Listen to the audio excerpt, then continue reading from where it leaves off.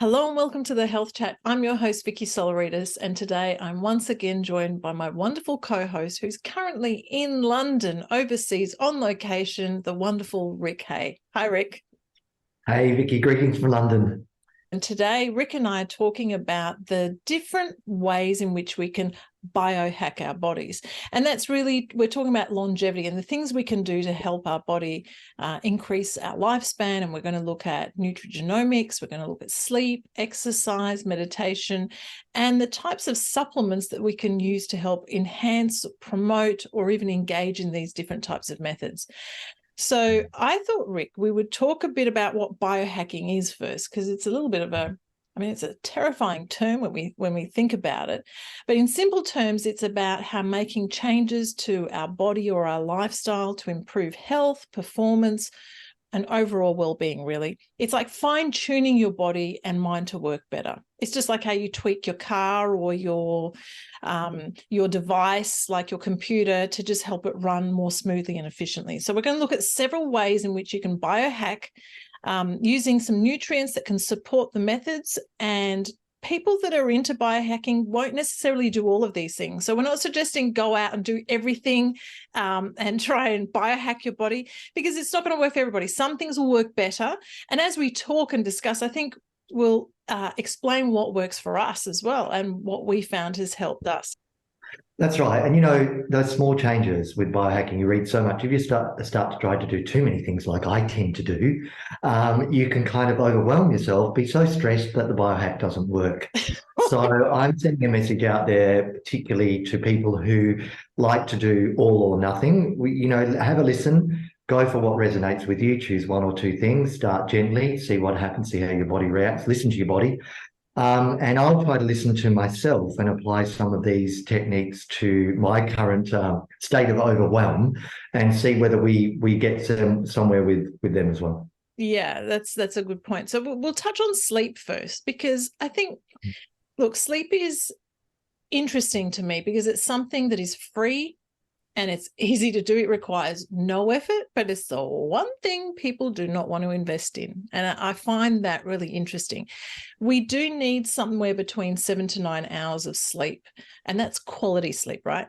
And I know there are people out there that say, I only need 5 hours. I can manage on 5 hours. Liars. That does not work, right? Everybody needs 7 to 9 hours. And of course, this does depend on your stage of life. It does depend on hormonal changes and your age. But sleep is required to help optimize muscle growth and repair, organ regeneration. And let's face it, your brain just functions better. You're just more alert. And it also helps to improve your blood sugar cravings the next day. Look, sleep is so important that there was this huge piece of research done, a meta-analysis of 16 cohort studies combined with 1.3 million participants, found that sleeping less than 6 hours a day was associated with a 12% greater risk of premature death. And that doesn't sound like a lot, but it is actually. And if it's something that I can do that requires no effort and it's going to help increase my lifespan, I'm there, I'm doing it. And in fact, you don't even have to tell me twice to go to bed early, because I'll do it. But I mean, for some people, it can be really difficult. And Rick, because you're really good in this area, I was wondering if you could share with us some specific nutrients or even herbs that you know of that can help.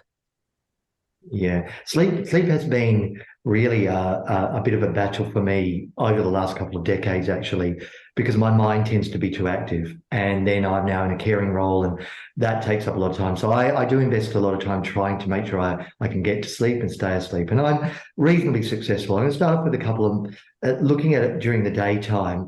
I like to take some herbal medicines or botanicals that are going to give me that support. So you've got a wide range of them, whether they might be St. John's wort, check if you're on any medication over interactions, or you can go for more gentle forms like passion flower, chamomile, lemon balm. There's a big array of medicinal herbals that can help take that edge off during the day without sedating you. So I think we look at the daytime so we don't go to bed so revved up. It's a nice place to start. I think also start at the daytime, because we don't think about the daytime, they think about sleep, and they suddenly think, oh, it's nighttime, I've got to sleep. I better invest everything just before I go to bed. It doesn't sort of work like that. I think also you need to support the nervous system throughout the day. If you're feeling frazzled if you're not sleeping properly with, a nice multivitamin, multimineral, so that you're getting that whole array, particularly of the B vitamins to support, the magnesium in there to help as well. The iron to help you during the day for the cognition and the energy, so you've got the energy to get through the day. And then, also look at if there's any other niggly things. So you might have aches and pains that are keeping you awake, or you might have that. So you need to address your underlying health concerns. That's probably best done with a healthcare practitioner, so you can take care of that. So it's not joint pain that's keeping you awake or some other reason.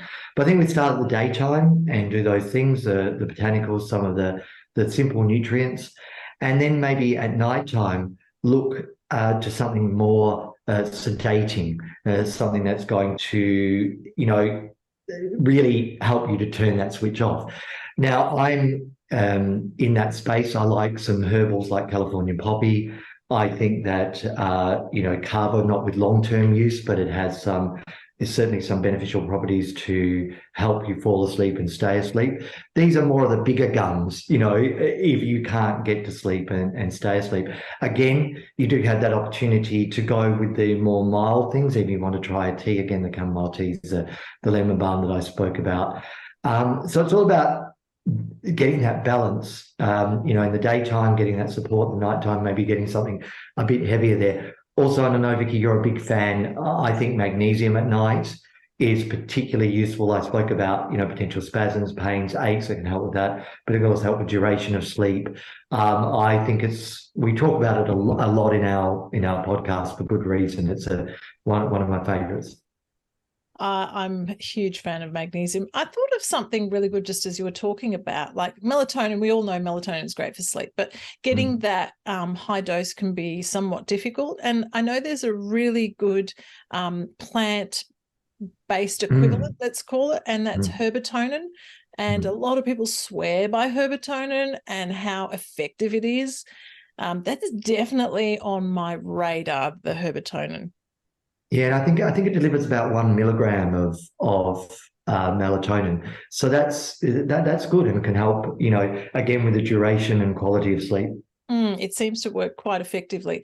There was a really interesting piece of research that came out very recently, because you know how there's been this huge influx of collagen powders and people are taking so much collagen. Well, what they found was women were reporting, and I say women because they're the ones that were taking this particular type of collagen. It was a beauty collagen, and they were reporting how much better they slept and how much better they felt the next day. They didn't have that fatigue the next day. And so what they found is it's actually the glycine component in those collagen powders are what helping people really get into that sleep state a lot faster and deeper.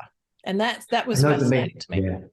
Those amino acids we've spoken about many times as well. And, you can throw in theanine to the mix there if you have sort of a busy mind. So they're a whole almost category in themselves in getting people some better quality sleep. Yeah, well put. So the next thing that I thought we'd explore, because there's a bit of confusion, right? There's nutrigenetics and there's nutrigenomics, and these two play a really critical role in our longevity. And I'll explain what they are. So nutrigenetics is the science of how genetic variations influence a person's nutritional status. And in our industry, the most commonly one that I think of or that comes to mind is the variations of the MTHFR gene. And that's what may reduce the activity of MTHFR enzyme, which in turn will decrease the amount of available L-methylfolate. So when we talk nutrigenetics, we're talking about how our bodies are able to metabolize and utilize the nutrients. And so when we think of this variation in our genes, we can extrapolate that to all nutritionals, right? And we can rethink this recommended daily intake or recommended daily allowance, because most supplements and foods are not adapted to individual genetic variations. So I may need 2,000 milligrams of vitamin C. You may need 500 milligrams of vitamin C. And playing around with what suits you and listening to your body is what's key. And that's what you were talking a bit about before. And I can confidently say for myself, when I take nicotinamide riboside, most of the research is done on 500 milligrams. And when I take 500 milligrams, I don't get blip, nothing. Mm. But when I bump that to 1,000 or 1,500 milligrams, I see a phenomenal jump in the way that I feel and how I perform. So that's nutrigenetics, okay, how our bodies can utilize and metabolize it. Then there's nutrigenomics, and that's a field of science that is getting a lot of traction at the moment. And it was sort of first identified around 2015, and there was a little bit of hype, and then people weren't believing it, but now it's come back in full force. And that's the field of science that studies how our genes and the nutrients in the food that we eat interact with each other. It explores how individual genetic makeup influences the way our bodies respond to different nutrients and how these interactions can impact on our health and well-being. So in other words, it looks at the variations in our genes and how we absorb, metabolize, utilize the foods that we consume. So I'll give you a really simple example because it may sound very similar to what I spoke about before, but the easiest example I can give you is caffeine. All right, so let's say that there's a gene X, and that plays a role in how your body processes and metabolizes caffeine.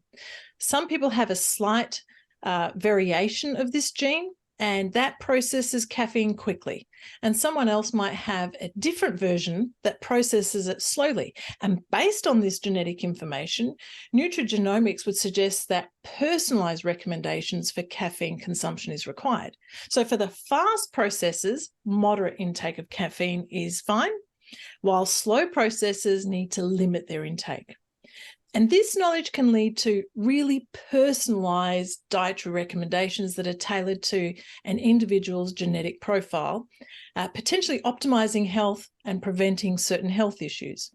And there are companies that are popping up all over the States, and I'm sure there's even some in Australia, where they do have the ability to take a DNA test, and from that they're able to evaluate the types and forms of the supplements to prescribe for you. And this is taking off fast. So that's nutrigenomics, and that's an area in which I believe we're sort of headed towards, especially with all these DNA testing, those companies. I don't want to name them, but you know what I'm talking about. Yeah, look, I've been following this because, my interest is a lot in aging well and what used to be known as anti-aging medicine, but I prefer the aging well title for it now. And I've been watching it, and I have, certainly followed different companies that allow that personalized nutrition, and I think it's a way of the future. So the guesswork will be taken out of it. But if you then step back, and you certainly, I think in the next couple of years, this is something that we'll all be doing, and it won't just stop at Vicky, it won't just stop at supplements. It'll be your skincare as well. You'll be able to buy something more specific for your skin, what your skin needs, and a lot of compounding at pharmacies and all of this type of thing, gaining traction for more individualized nutrition. But that's not to forget that when we think about nutrients and their ability to exert influence over genetic expression, what we still need to do is keep it simple and know that a colourful diet, it sounds so boring saying it, is so important. Those spices that stain the fingers, all of them are going to help set you up with that base. And then you come in with that, the knowledge, as you're saying, how you metabolize caffeine, what you do with it. So whilst we go ahead down the track of the personalized nutrition, I think we can't lose sight of the basics. And we talked about the sleep before, we're talking about the foods. And I need to throw in the benefits, as I always do, about more plant-based foods. No matter what you're looking at, if you're including more plant-based foods in your diet, you're going to get a better result in terms of longevity. So keeping in mind that they're all coming, all the personalized stuff is coming, it's important. Don't forget the bigger picture of those couple of things: colourful, more plant-based, getting more fibre, etc. Because you don't have that base, you can play around with caffeine as much as you like, but you're not going to get that big bang for the buck if you don't have the background already all there. That's interesting that you spoke about the plant-based diet, because that's where most of the research suggests that people who consume this high polyphenol diet are the ones that are having the longer life, right? And that wide array of rainbow fruits and vegetables. And part of this nutrigenomics makes me think about ancestral stuff, okay? I think about me personally. I don't have a problem metabolizing dairy, for example, but, you know, my husband does. And this must go back somewhere along the line, you know, like how many generations. So I really believe that if we stick to what we were eating 100, 200, 300, 400 years ago, we are definitely, because that's what our DNA was, let's say, programmed for, that we have a much better result moving forward. And unfortunately, that does mean eliminating things that, even though taste phenomenal, like sugar, we have to remove it because that's not something that was part of our ancestry. That's something that's sort of new in this space. And that's one of the things that we just have to go, not having that anymore.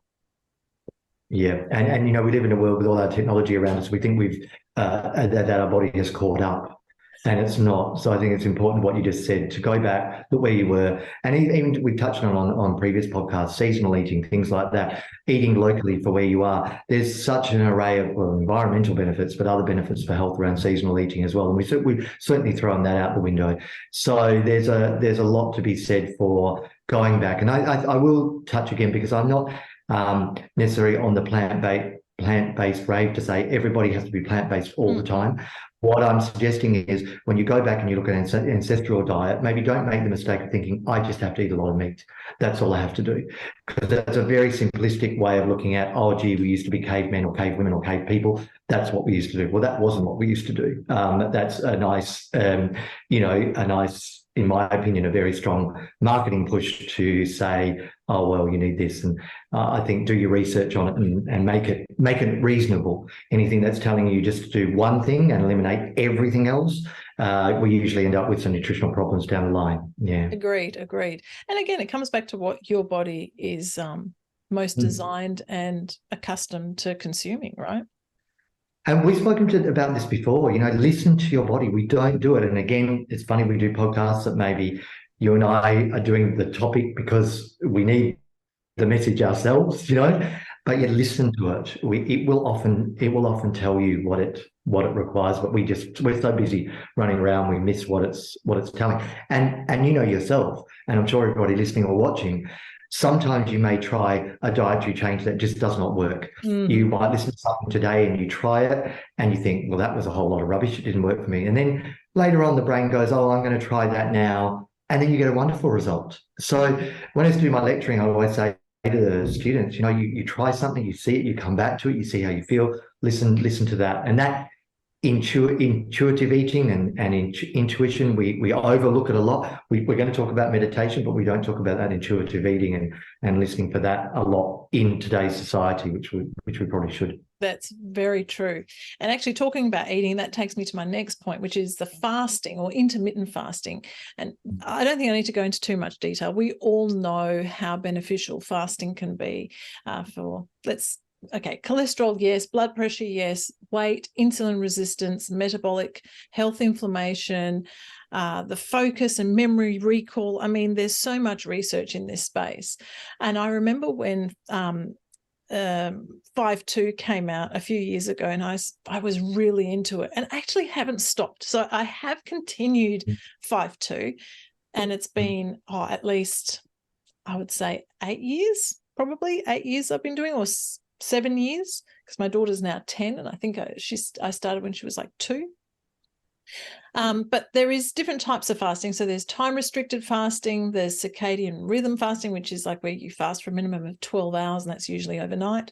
There's an alternate day fast, so you fast, you know, roughly 20% less calories on every alternate day. And then there's 5-2 fasting, but there's so many. There's the 6 and the 24. I mean, again, any of these that just suits your life is probably what I say. And I believe that everyone should give it a go, because and give it a good shot, not just a week, give it a shot for a month, because one of these types of fasting will ultimately work for everybody. That's my belief. And what it's doing, Vicky, is bringing it back down to basics, which I do very well. Just the body likes change. The body doesn't like a consistent pattern of the same food, the same thing, different eating times and that. And I think that's where we get a lot of the benefits from. This is a really interesting one of not to say stuck in your lane, because my vintage, when I was studying nutrition, it was all about the importance of breakfast. You really need breakfast and you need to have it early and it sets you up for the day. I followed that, and I even wrote about it an awful lot. And I still feel when you're incredibly stressed, perhaps that's not a time to do intermittent fasting. I've talked about that before, because, let's just fuel the body a little bit, get over the stress, and then perhaps do it. But with in terms of breakfast, a personal thing that happened to me, I couldn't shift a little bit of weight, never had any problems throughout most of my life. And then I got a stressful period, got some visceral fat, was doing everything. Yeah, cardio, running, my sports background, you name it, I was doing it, right? Breakfast in the morning, every day, 7, setting me up for the day. And then a magazine editor said to me, why don't you try some intermittent fasting? I thought, I'm not fasting. It's not going to happen. I did it. And then just started simple walking, which is another thing that we should have a whole category on, and got some great results, and some great results within about 3 weeks. So now I throw it in every now and then. And when I feel that extra, we all do it. The trousers get tighter, your skirt gets tighter, whatever it may be. You can fast or try a version of fasting for a period of time and get those results. So I don't do it all the time, but I throw it in. But I do know for me, that eating, not eating till about 10 in the morning when I'm not super stressed works very well. And that's an example of someone who used to think, oh, no way, this stuff isn't going to work. I've got all the research on breakfast to back it up. So, yeah. And I find that when I fast, my brain is sharper. And on the days that I'm not fasting, I just won't even have lunch, because that lunch just bogs me down and I get fatigued. I get really tired. I get yawny and I'm like, I'm ready to just go to sleep. So I try not to even have much of a lunch on a normal day. And I thought we could explore a bit in the nutrient space, because for people that haven't done something like this before, a fast can be quite a shock to the system. And my favorite things to have during a fast is something like a really high fiber meal. If you're fasting in the evening, then you would, probably not be able to do this. But if you were fasting more towards in the early part, then you would have something quite high fiber earlier on to just keep that blood glucose. And we've spoken about so many products that do this, but keep that blood glucose stabilized. And so I look for things that have got green banana flour or fermented legumes and probiotics, because they just help cut that desire to want to consume anything. Yeah, but look, my key one, which I go for all the time, and I'm always talking about as well, is plant-based protein. I think it's a great way to break a fast, and especially if you're breaking your fast in the morning and you want something quickly, you can make a smoothie, throw some spinach leaves in there, give yourself your greens, use your green banana, and you're really setting up. A couple of reasons for that is you're getting a brilliant amino acid profile for support, but beyond that, you're getting fiber, you're getting essential fatty acids, you're getting lots of stuff from those plant-based proteins. So a great way to certainly break the fast. I would also encourage people to, you talk about fiber. The most logical thing is get onto a site, look at some good vegan recipes. Get into chickpeas, get into lentils, get into the pulses, get into the beans. Those things will keep you steady. And probably, Vicky, one of the reasons that you know this. But the reason you're not getting hungry is because your blood sugar levels are so steady that you're not feeling the cravings that you get. So certainly don't break a fast with cereal or some sort of high sugar thing. But I think the plant-based protein is my go-to. If you're short on time, and like you for the other ones, just make sure that you've got a lot of fiber in there and more vegan options to keep you going. Having said that, also then make sure that if you are doing flexitarian diet, or you're including some meat and fish in your diet, make it good quality, have it as a nice meal. You can have something nice and simple at night with some green veg. You don't have to overcomplicate the whole diet thing. Just what's healthy and try to follow that. That is true. And because I have been doing it for such a long time, you kind of don't even notice that you get hungry. I mean, I don't notice that I get hungry because, like you said, the blood sugar just is so stable that if I don't consume anything all day, it's actually okay, as long as I've got my water and I'm hydrated. Yeah, and if I just want to say as well, if you're finding that when you're intermittent fasting and you have no energy, make sure you cut the days back, but also then maybe look at some nutrient deficiencies. Are you Agreed. lacking in iron? And that can be a big thing, because if you're lacking iron, your intermittent fast isn't going to work, because you're going to be, too tired most of the time. Look into supplements like coenzyme Q10, and we talked about magnesium, in the Krebs cycle and all that sort of thing.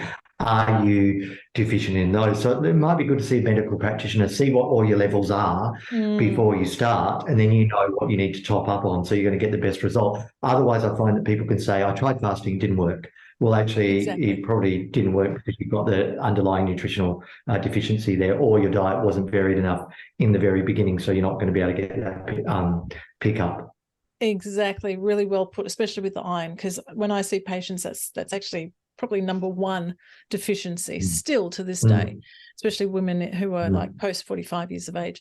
So the next area in the biohacking, so we've touched on a few, the sleep, we've spoken about the nutrigenetics and nutrigenomics, we've spoken about intermittent fasting, and so the next one we'll talk about is exercise. And there's two types, right? And we all have read so much research about exercise, but the two types that I'm going to focus on is cardio and weight training. Now, when we talk about cardio, it's very specific when it comes to longevity, that you need to zone train in zone 2. It's in this zone that carbs are the preferred fuel source. And exercising about 30 to 45 minutes 3 times a week is ideal. And I'll just give you the formula of how this works. So the formula is 220 minus your age. So if you're 30, you'd go 220 minus 30. That's 190. And you need to now work out what 60 to 70% of that is. And that is a very simple multiplication thing. And if you can't figure it out, you can go onto some website and type it in and it'll tell you. But I actually worked it out. It's about 133 to 152 beats per minute. You don't want to go over 152 and you don't want to be less than 133. And if you aim for that zone, that's zone 2, that's where you'll get significant changes in your body shape, and you will get fast changes. That's the best way I can put it, right? I don't have time to go out and ride, and I don't have time to go for a swim. But what I do have time for is some workouts in my lounge room. And I use, believe it or not, I use the Nike workouts on Netflix. And they are gold. There's like 10 minutes, there's 20-minute ones, there's half an hour ones. They're so easy. And you can smash them out like before the day starts, your lunch break, or after work, before you pick up the kids. Do it with the kids. It doesn't matter. The Nike workouts on Netflix are an untapped resource that I wish everyone would get on, because you can achieve. And I've got my iWatch on and I am on zone 2 training for like 30 minutes a day. It's phenomenal. Now, I know you want to say something, Rick, and laugh and make fun of me, because I can see your face is giggling, but do you have any supplements in this space that you think could help? Well, yeah. Look, and look. I'm laughing how much you love it, not at the. I do. I And do. you're such a good advocate. They should we should have a little T-shirt on. But yeah, I think that's wonderful research. Resource, and doing it in your own home is perfect, because often we don't have time for exercise, and that's why we don't do it, because we don't get out there. But certainly, if you want to look at exercise and results. I think that you think about a couple of things. Again, come back to, do you have enough energy? Do you need some iron for your workouts? I'm repeating myself from earlier in the podcast. But also there are other things, like if you look into the exercise realm, there's creatine that can help you with output of exercise. And if you're doing weightlifting, it can help you with that as well. I'm glad you touched on weights before, because they're an underutilized part of exercise. In particular, I think sometimes women get a bit nervous about lifting weights, because they think they're going to build too much muscle. But we actually want lean muscle, and lean muscle will help us burn fat. And when I talk to people about weights, I don't talk about muscle, I talk about toning, because that's what weights will do to you. They'll give you that shape, where the cardio will give you the health, the weights will give you more of that shape. So thinking of the creatine, again, the plant-based proteins, especially when you finish exercise, you want to fuel the body nicely. There's a nice way to have a little smoothie so that you do get that nice lean muscle gain, not big muscle gain, but lean muscle gain. And I think you and I were chatting about supporting that zone 2 training, and it's with the activated Bs, and particularly with activated B1. There's stuff out there that can help keep you in that zone. So you can go and get that type of B vitamin and hopefully get some better results. There's so much there. You could do a whole podcast on sport supplements, but they're certainly ones to try. I'm thinking, have I missed anything really logical? Oh, that's it. My other favourite, nitric oxide. You can get that, and that's a great one again for helping you with stamina, helping you with getting through the exercise. And I quite like a combination of the creatine and the nitric oxide and the B1, and then you're really going to get that energy burst. But as for any supplements, always check the label to see that they're suitable for you at the time that you're using them. But indeed, you can get some good results with those. Yeah, very well put. Look, I agree. I think all of those are excellent. And the activated Bs are particularly important because we just spoke about nutrigenetics, and maybe there is some gene expression that can't activate one of those B vitamins. So always take it in activated form. And when you look at studies, sorry to interrupt, but when you look at studies globally and you look at there's hundreds of them, thousands out there with the benefits of even 10 minutes of exercise, even starting with a gentle walk. I know that sounds boring, but start with something. If you can do 10 minutes every other day, you're going to get really good results. And even if you don't want to do the zone 2 training to start with, start off with some walking. You can do like an intermittent fasting version of walking, high intensity interval training where you speed up and slow down. So that's going to help keep your heart rate in that rate that you spoke about, Vicky, by speeding up and slowing down, speeding up and slowing down. So you don't have to jump right into the big deep end of exercise. You can start off just with walking, just with 10 minutes every other day, and your body will respond. Soon you'll be doing 15. I've had some clients over the years, and I'm sure you have as well, who started off absolutely hating exercise. The fact that I even mentioned it to them in a consultation, they practically leant across and strangled me. Probably why I've got residue post-traumatic stress going on. But you know what I mean? They were not happy with the idea. They started off so gently, and some of them now, this is no lie, they've run half marathons. These are people who looked at me and went, "Are you kidding? I'm not an exercise person." And I'd say, "Okay, walk around the block one time." What you're also going to get from your walking, which will lead into something else for us and where exercise takes you, is to one of the key things of longevity, and that is decreasing stress. And if you can decrease stress, because we focus on the body and how about it's going to make us look and how much more in shape we're going to be. And for me, losing the visceral fat, etc. But so many more benefits to us psychologically and therefore with longevity by simply chilling out and exercising with a bit of colourful food. And we're partway there. I've got something to read later on which backs this up. But I joke because I always do come back to those basic things, and the research takes me to the basics. But yeah, start off some gentle walking, see how you go.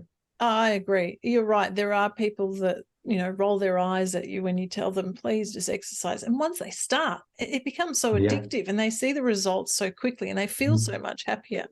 Endorphin release, that makes you feel good. Those endorphins. The only problem with it is, I don't know whether you find this, it's a catch-22 with endorphins, isn't it? Because when you don't exercise, you don't have them, right? You don't get as many of them, right? When you do exercise, you do get them, but then you've got to watch that you don't get addicted to them. And you've got to realize that sometimes in your life, you just can't exercise that day, right? You've got a young family.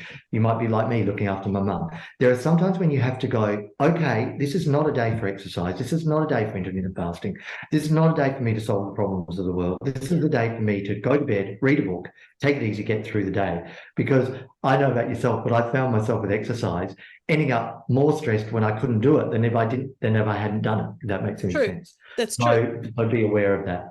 Yeah, that is, I understand that. And you're right, things happen in life. And I think there has to be some sort of, you have to be like the ocean. You have to move with that wave. When it comes, it comes. And when it doesn't, that's okay. You wait, it comes again. Otherwise, you just lead towards stress, and we're trying to avoid that because that's what's going to kill you. So we're trying to avoid that. So we talked about cardio training, and we'll talk about strength training because you touched on that too. But strong muscles, strong bones, longevity, that's the way we've got to think. So resistance bands when you work out, body weight exercises, free weights. Research has linked the strength training with improved body composition, endurance, flexibility, and it helps to reduce chronic diseases by promoting cognition, or improved cognition, I should say, better heart health, and improved blood glucose regulation. And, you know, I did mention that I do the Netflix stuff on TV, on the Nike workouts on Netflix.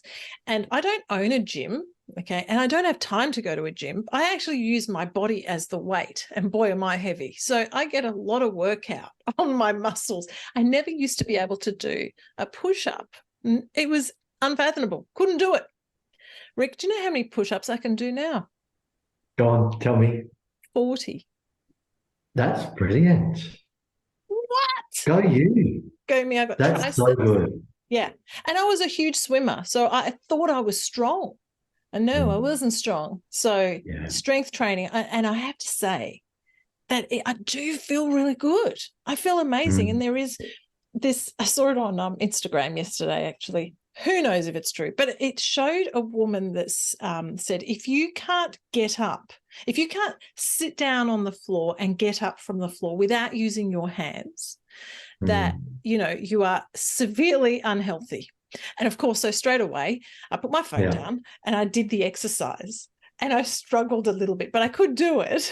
So now that's my next goal, is to sit down and get up without using my hands. Yeah, and it's a lot harder than you think. Yeah, I've done that too. I've read a lot about it, but it is a key marker of overall physical health, and an easy one to do. Try to get off the floor, but maybe have someone near you in case you can't get up off the floor, because we don't want to be responsible for you sitting down the floor all weekend or something. But I've done it myself as well. As soon as I read about it, I went there. But that weight training, I'm really pleased that weight training has leapt out of the gym now. And I think one of the good things post-lockdown is people realise they can exercise at home, they can exercise in the park. I used to be an avid gym member. Now I go down to my local park and push against the pole, any tree I can use, using my body weights. And I'm a big fan, never thought I would be, of resistance bands. I thought that they just weren't enough. They weren't the same as weights. Boy, that you can make them as strong or as hard as you want. So they can be, you know, easy with the exercise, or take it to another level. So I'm a big fan of those as well. Yeah. Let's talk about meditation, because you mentioned it briefly earlier. And I know we don't need to go into reasons why it's important or how it helps, because we just know that chronic stress does lead to so many negative health issues. So reduced immune function is particularly one that I am slightly nervous about, because I know that when my kids are stressed, that's the first thing that happens, is they'll catch a cold. So I'm always mindful of that. And, you know, I'm sure other people have found that link, that happens with them as well, but it also leads to depression, digestive issues, and so much more. So I thought we would talk about some nutrients that can help with relaxing, because this, I think, is what this is your area, this is your master domain. Yeah, well, yeah, only because I need it so much in my life. I think, you know, we also have to touch on that digital detox at night. And again, I know it's basic and it's boring and you hear it all the time. It's like staying hydrated, which is also important for longevity, but don't forget that, because I can go halfway through the day and notice I haven't drunk anything. And it's like, you know, oh goodness, you know, not practicing what I preach. But I want to come back to magnesium, because I think at night, if you want to meditate, it's something that can support that. I really like, and I spoke about it earlier in the podcast, about theanine. I think it's a key amino acid for the alpha waves. I think it's very nice as well. Going back also to the B vitamins that you're going to take during the day, just a little reminder of all those ones we talked about during the beginning of the podcast for stress: the lemon balm, the chamomile, the passion flower, things like kava, California poppy. If you want to look at all those botanicals, can also help get you there. There's also some key night formulas. You can find a lot of formulas now that have botanicals mixed in with the nutrients, and I think they're really useful as well. So maybe with the meditation, start with a guided meditation. Keep it brief. Don't do it too late, so you're still not having your screen time or electronic time, where you may be sort of counterbalancing what you're trying to do. But yeah, that downtime for that mind. You can also do something with meditation that someone taught me ages ago, because my mind is it has a mind of its own, this mind of mine, I tell you. And like all of us, it has several minds of its own, and it's out there to, sabotage you. It's out there to criticize you. It's out there to make you exhausted when you're feeling relaxed. And I was saying, I find meditation really hard. I'm taking all my supplements. I'm trying so hard to meditate. I'm turning into like Patsy from Absolutely Fabulous, of those of you who in my generation.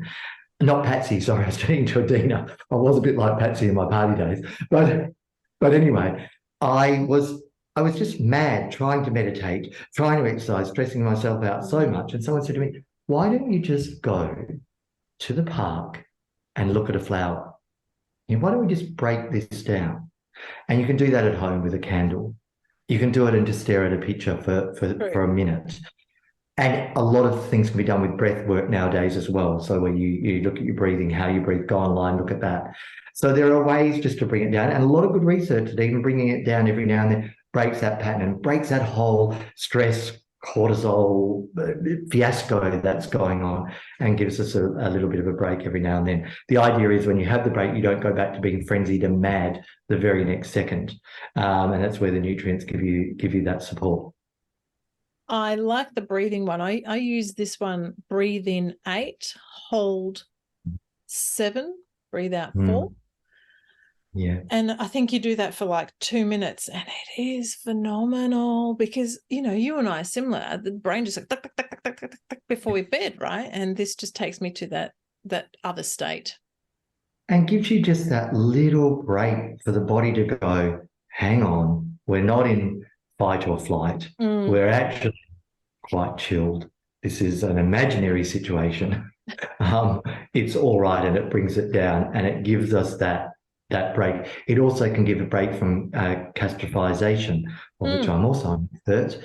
But I find the nutrients. The other day I've had a particularly stressful time in London that I wasn't expecting. Still had a good time, but more stress involved than I thought being back. But I started back on St John's Wort, and I found it just, even in as quickly as 3 or 4 days, it just has taken that edge off a little bit for me. And I don't need it all to be perfect.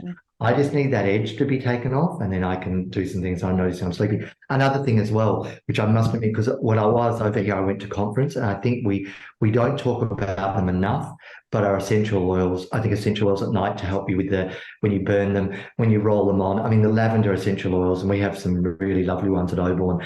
There's good research out there. I used to think essential oils were lovely when I had my aromatherapy massage, right? And I knew the traditional use. Yeah, but as I said, I really enjoy the essential oils at night in your burner, either rolling on your pulse points. And I underestimated them, like I underestimated 5-2, like I told my students that one diet's not right for everyone. You're continually learning in this space, and that. Things will evolve, but don't discount the essential oils. I think they can get you in a really good mood. And if you just want to burn an oil, right?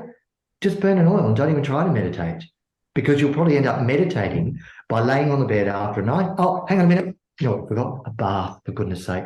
What's one of the best ways to get ready for a meditation is to have a bath. Bath salts in there as well. There's so much there.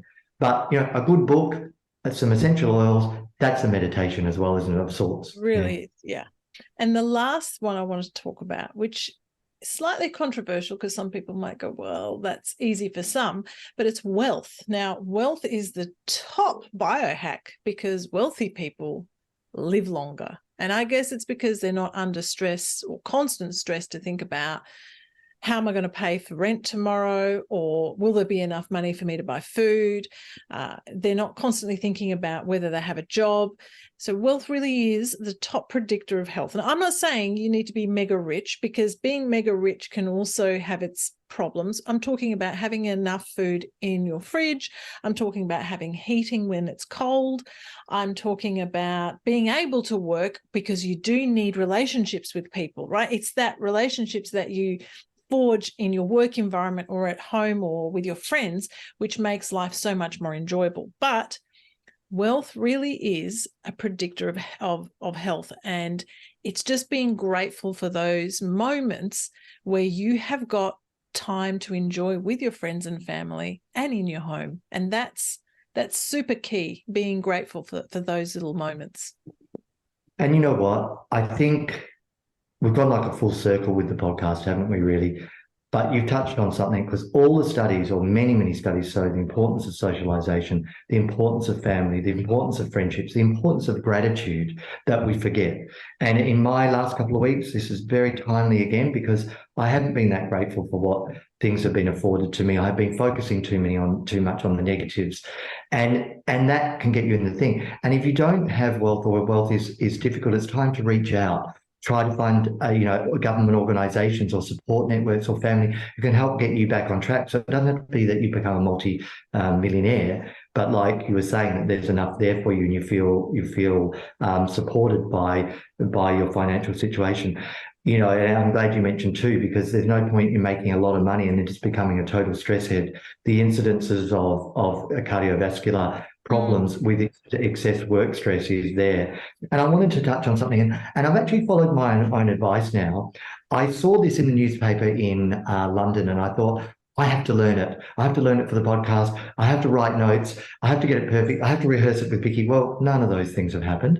I'm going to read a little bit of it from my iPhone, because that's going to make me a lot less stressed. But I just wanted to read something that's interesting, and it was, I thought, a nice way to end. Eight habits that could add 24 years to your life. Now, I'm not going to read it all, but essentially it studied over hang on. Did you say 24 years? Yeah, add 24 years to life. So that's a big thing. That's huge. It studied over around 719,000 people in the US, right? Okay. And what it showed was there are 8 good habits. And fortunately, and Vicky, for everyone listening and watching, didn't know this was coming until today. So she didn't plan the podcast. We didn't plan the podcast around this. This just sort of has popped in. And a lot of our things in the podcast were about this. So they identified 8 good habits. Now, when you combine those habits with the Nutrigenomics, when you combine them with the nutrition, the support, the things we've spoken about, you're probably even going to do better, because that gives you another turbocharger. So anyway, these 8 good habits. Okay, exercise we talked about. Seeing friends we talked about at the end. The right friends. Friends who aren't, in my opinion, who I call energy vampires, are not the ones that you need to go to. You need to go to the ones that give it back. If you're always the one giving, you want someone to give it back to you sometimes as well. And then not abusing opioid drugs or recreational drugs, I imagine, in general. Not smoking. Managing stress. Easy thing to say, but so important, because it will increase inflammation in the body, and then we're gone. Decrease sleep, decrease your chance of meditation. Better healthy eating habits, which we've touched on, trying to get the right weight, because the right weight is key to longevity as well. You cannot be carrying those dangerous amounts of kilos or pounds and then expect to be incredibly healthy later in life. It just doesn't work like that. Type 2 diabetes, metabolic syndrome, they all live in the background there. But anyway, having good sleep, yeah, and of course good, and then not regularly binge drinking. Notice it didn't say not drinking at all. So maybe, like with a Mediterranean diet, a glass of red wine with dinner. There's ways to have alcohol, and alcohol for a special event like New Year or a birthday. We've always done it in civilizations. But here's the key bit to this, right? So the men who had all of those 8 habits, and I know it's hard to get all 8, but say you get 6, you're probably still going to get some benefit. They lived an average of 24 years longer from the age of 40. Yeah, men at the age of 40 live 24 years longer than men with none of the habits. Okay, now I realize that's a headline. So there's people who have some habits and some others, but you're getting the gist of what I'm saying. Women who had all of them lived an extra 21 years as well. So this is, I think, just summing up that, there are those key things that you can do. You are drinking too much, look at drinking less. We're not saying don't drink at all. If you are smoking, maybe that's something to do. If there is obesity there, I'm not talking about body shaming. I'm talking about getting the body healthier, and looking at bringing exercise into your regime, looking at the Mediterranean diet. All those things add together to make a really good basis for longevity. What an interesting piece of research. And if that's not motivation enough, I don't know Yeah. what is, because I would gladly do those 8 things. In fact, I'm pretty sure I could tick most of them off to live an extra 21 years as a woman. But, I'll take it. And look, I was just reading the article from the newspaper, but if anyone would like to look a little bit more into it, it was from the Carl Illinois College of Medicine. Yeah, so you could do a little Google search and hopefully find that. Great research. Oh, wow. Well, on that note, did you know that it is bedtime here in Melbourne? Yeah. And thus I'm going to meditate and go to sleep while you're probably in the early part of the day ready to go for a walk. Actually, I'm off for a bit of a cycle because London's cycle network system is absolutely fabulous. It's one of the things I miss when I'm in Australia. But even though we've got the weather, we don't have the cycle track. So my message to the Lord Mayors are, please do something and follow European models and get us all cycling. But yeah, a little bit of a cycle, a little bit of relax. Going to try and turn down the volume for the last part of my holiday. Bit more gratitude, bit more healthy sleep, some nice food. Let's see where I end up, hey? Yeah, look, I can't wait for you to get back. So have a wonderful trip. And thank you so much to everyone for listening. I hope you learned something valuable. I hope in some way this was able to motivate you to do something different and try something new. Maybe a fast, maybe sleep earlier, take some magnesium. I don't know. Try something. Thanks, everyone. Bye.